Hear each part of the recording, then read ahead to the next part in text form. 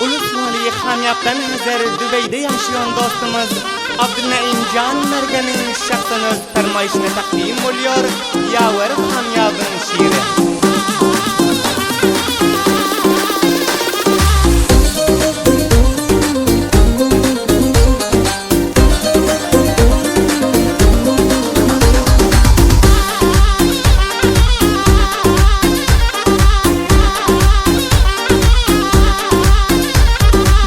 Sen dillen etmesin dasi, sensin gözellerin kımmat bahasi. Bir tanesin dur tanesin canana, sana pek yürekten ediyon ihlasi. Gel kaçma, gel kaçma, gel kaçma canım gel yanıma. Gele pena bolgin bul canıma, gele pena bolgin bul canıma. Gel kaçma kaçma geçme geçme sen gizlenip, muhabbetin bana ait yüzlenip, muhabbetin bana ait yüzlenip.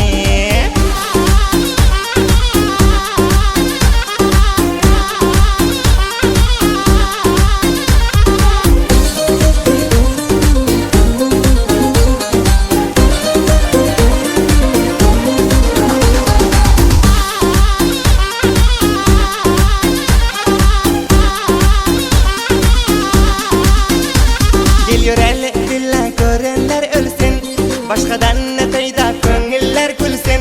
Mayda kadam basıp gila yanıma, dünyanın hoşluğu meninki bolsun. Gel kaçma, gel kaçma, gel kaçma canım gel yanıma.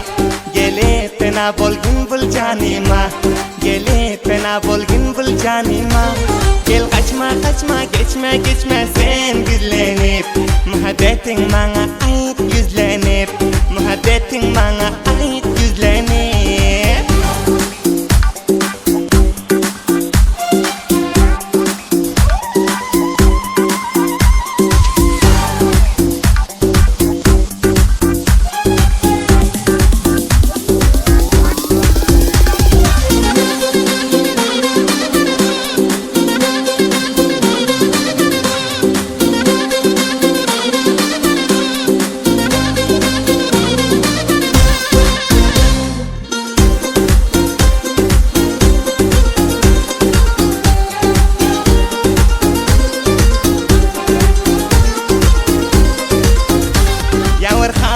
Sen yaz yoşup şiiri, çünkü oldum gözellerin esiri.